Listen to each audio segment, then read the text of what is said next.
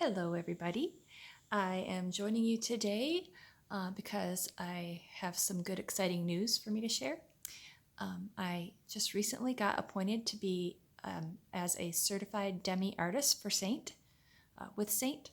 So that means that I jumped through the hoops and passed the criteria needed to be able to help others find solutions by means of their Demi color line.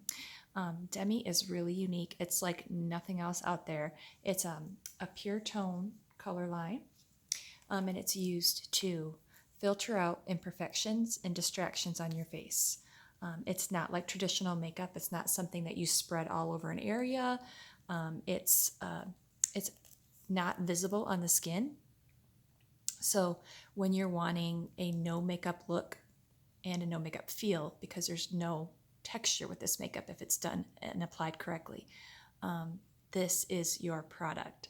So I love 3D cream makeup from Seint. It's fantastic. Also, nothing out there quite like it, but this is something on a totally different plane. So it's been really cool to use the knowledge that I already had doing hair color in the color wheel. And then I've also gotten to use that with 3D quite a bit. This is taking it to the next level with the Demi. So I just wanted to do a really quick little example of what Demi brings to the table today, using some distractions on my face. So the main thing with Demi makeup is you don't, like I said, you don't want to address every single spot on your face. I'm going to get closer to the camera.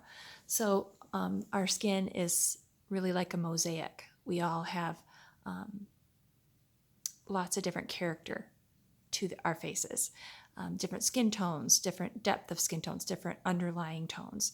And then we all have things that distract us from what we're used to seeing on our face, especially as we get older. For me, for one, I have pretty dark circles. Sometimes it's hard to see when the light sort of blows it out in front of natural light today. But I have kind of rosy, ruddy tones in my under eye area. I've got a pretty gnarly age spot there. It's actually not one big spot. It's a bunch of little freckles. I like to say that they've joined a coalition together against me on my face. Plus, when I smile, it ends up in a little bit of a dimple there, so it tends to look really dark if I'm smiling. I've got another age spot over here. This area in here, my skin is so pale and translucent. So any little age spot shows up really well. Right there, right there. And you can almost see there I've got like a blue vein that shows through where my skin's super translucent. See how my lids are real rosy?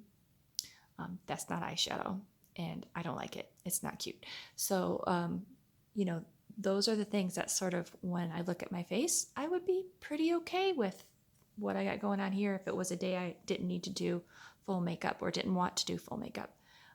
But getting rid of those few distractions is going to make me feel so much better about what I'm working with. So it's different. There's a learning curve with this makeup, but once you understand the colors that correct the distractions that you're seeing, and you get used to the type of application involved, it is a breeze and it's pretty miraculous, especially if you have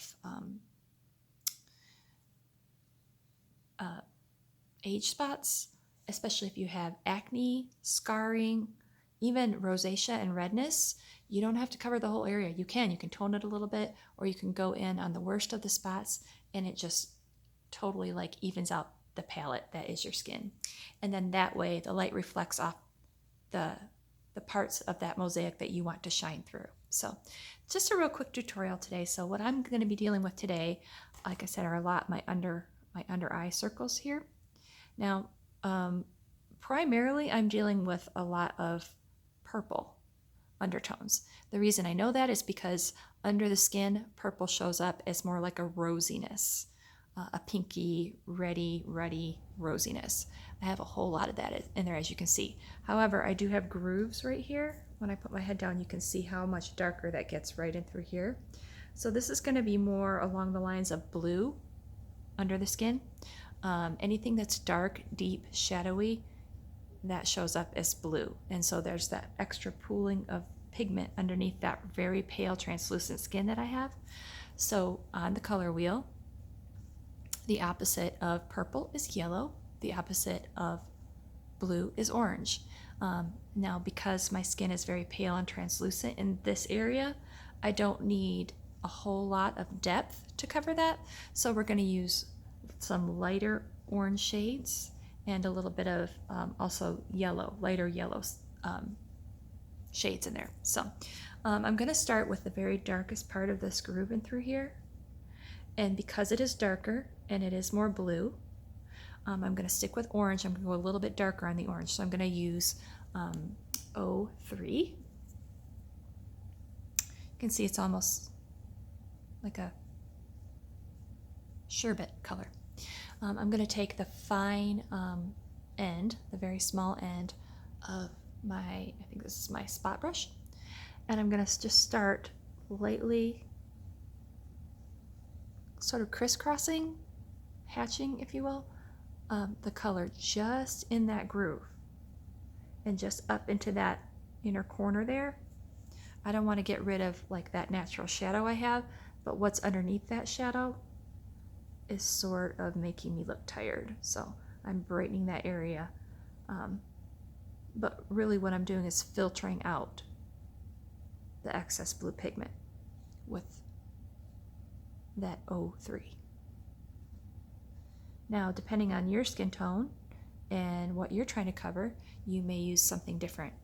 And that is why I'm so excited to be certified, because I can actually help people with that now.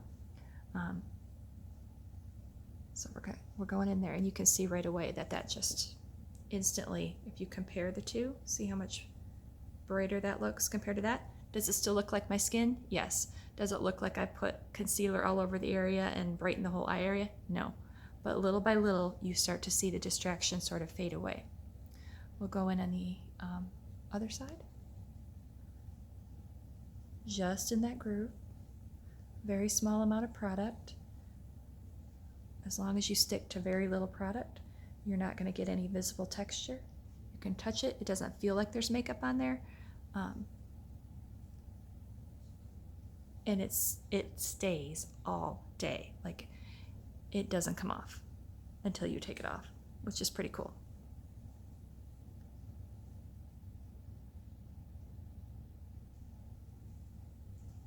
Now I'm looking down just so you can see. Now see when I look up and the light shines off that area, it's much, much brighter. Okay, I'm gonna go in now with my 01. And down here where my skin gets a little bit lighter, I'm just gonna, at the very bottom part of that groove, I'm just gonna dot that in there, because I don't want any shadow there. Shadow sort of creates darkness.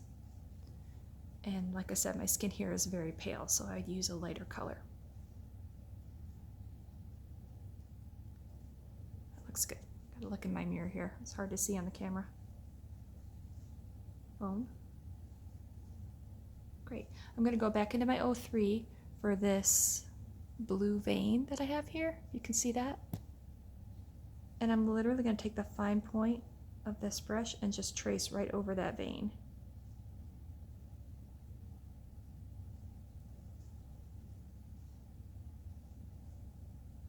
And it disappears. I used the 03 because the blue literally showed through as blue. Here it shows through as shadowy. That vein actually looked blue, so I used the 03 with a little bit extra depth to that orange to filter out what I'm seeing there from that vein.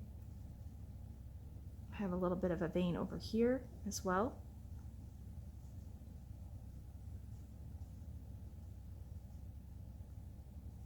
Just tracing over it. I'm just touching it to make sure there's no texture. That's good. Okay, that looks much better. So now I want to address the pinkier tones. It's not as deep there. It's like a light pinky rosy tone. So again, that indicates that there is purple underneath that skin. But still with purple purple's made up of two colors. It's made up of blue and red. So even in those areas where it's quite pink, in some areas where it's a little bit more intense, you want a little orange in there too. So I'm going to go in with my Y01. That stands for a yellowish orange, and 1 is because it's the least amount of intensity to the pigment. So I am going to go in with the fluffier side of my spot brush, pick up a little bit of product. It doesn't take much, and I'm just literally going to filter out that rosiness.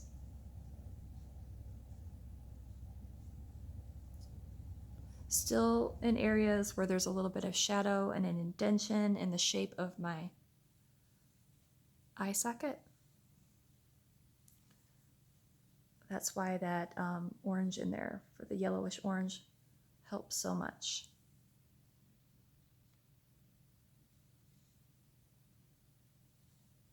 I have a lot of redness under my eye. I don't mind a little bit of darker under my eye, but I have a lot of redness that sort of comes down. So not everybody would need to do this, but I find for me it works best. Okay, so now I want to address the pinkness on my lids. It's pretty pale. It's a light rosy color. So I'm going to go in straight with Y1, just the palest yellow color. And I'm really just going to almost tone my eyelids. I don't want, where I packed on that pigment in that groove, I don't need to do that on my eyelids. So all I need to do is take a little bit of that yellow and softly brush it over my eyelid. And you're, in effect, toning away the rosiness. I'm not going to go above that because I want that depth of color right there. That's going to help my lazy lids not to look so lazy, because it's going to create that, help accentuate that natural shadow that I have going there. But you can see already the difference between this and this. See how much when I sit back, how much brighter and more awake my eyes look. That's something you always want to do with Demi too. You want to sit back because you're working up so close, but you want to take your time and sit back, especially when you're getting used to putting it on, and reassess. Look and see what it looks like from far away, because that's how people are seeing your skin. If you get up close and you stay up close, you'll start to want to cover every little thing, and that's not the point of this makeup. This makeup is just to get it to the point where you can enjoy the natural variations in your skin by taking away the worst of the distractions. So we'll go in with that Y1 again on my other eyelid. And I'm just windshield wiping back and forth to tone this area, not putting hardly any pigment on at all.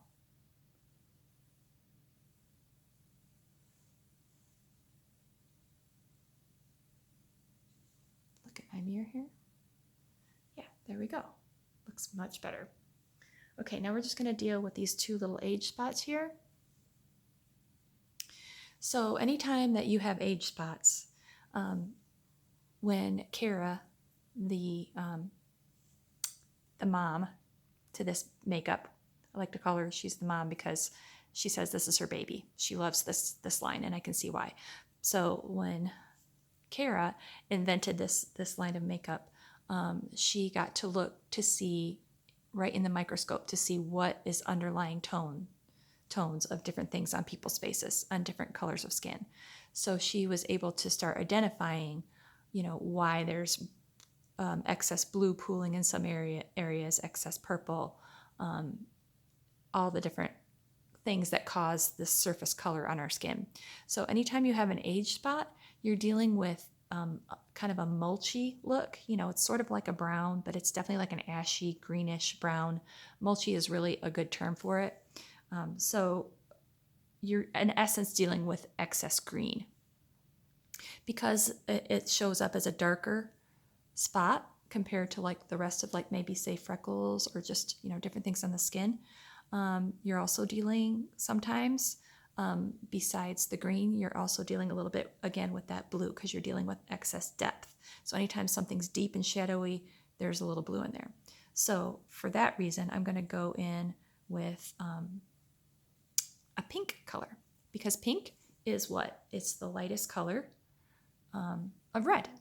And if this has a mulchy green appearance under the microscope, then on that surface, red is going to filter that out. So I'm going to use R1 on this spot here, again, because this skin here is the lightest and most translucent. So the spot needs, it needs red, but it doesn't need much intensity or depth. Otherwise, it's gonna just look like you're putting lipstick on it. So I'm taking a tiny bit of R1, and I literally am just gonna dot over that spot. It's not a very big spot. The rule of thumb with this makeup is if it's bigger than a sesame seed, you probably need 2 colors because there's so much different variation in our skin tone. If you put too big of one color in any spot, it's going to look like you've painted over it. So you can see I dotted that over, literally no texture, and it just completely disappears. Now this one down here, there is more pigment in my skin surrounding it, and it's larger because of the nature of all of those freckles sort of joining together. So it's going to take more than one color. This R1 is going to work nicely on the surrounding, but in the middle where it tends to be a little bit more concentrated, and also where it falls in my dimple, which creates a shadow. So I'm going to go in there with, I think it's reddish orange 1, RO1. That one has quite a bit more intensity to it when I show it to you. You can see it has a little bit more depth of shade there. So I'll go in again with my R1, and I'm just going to dab around the outside of that little coalition of freckles there that's become an age spot. And you can see it looks a little bit light. See how it didn't look that light here? It looks lighter here because my skin has a little bit more depth there. So that's why we want to go in with that RO1, reddish orange 1, and we want to break that up.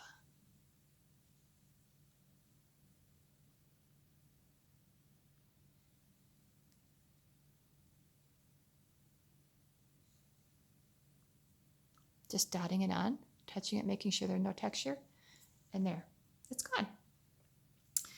There are some other really great things you can do with this line. You can go in and accentuate your shadowing. Like when I was telling you here, I didn't want to cover over all of that shadow there, even if it was a little bit red, because it helped make my eye look more defined. You can go in with your sculpting colors, and you can shade that down a bit. So I'm going to go in with a little bit of this color here, and I'm just going to softly spread out that pigment in the area where I want to see shadow.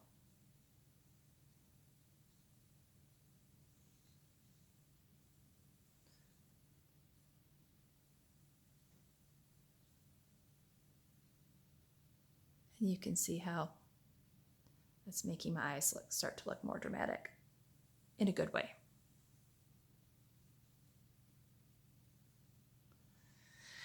There we go. So I just wanted to quickly show you what a difference, a few minutes with a totally different concept of makeup, a totally different formula of makeup, and using theory, color science with the color wheel, how much that can dramatically change what you're working with in nature. It's fun to take makeup and create a whole different look, but isn't it empowering to know that we can just make the best of what we're already working with, and that if we don't want to look made up, we don't, feel that necessity to change everything. We just want to enhance. Sometimes all we need to do to enhance our natural beauty is just to take away those few distractions. So I hope this has been intriguing to you. More good news. Of late, just recently, they've announced that they are now merging the Demi website in with their main 3D cream makeup website. And so now whoever your artist is, you will be able to order from. So that's really good news for Seint artists everywhere. Everybody's really proud to represent a company that's put so much time and effort into perfecting products for women with all kinds of issues, with every different type of skin tone and different desires as to what they're trying to achieve. So everybody's really excited about it, and I'm excited to be certified so that I can help you with any of your questions. And I welcome you to reach out to me about it if it's something that you have interest in, or if you have any questions, and I'd be happy to help. So have a good day.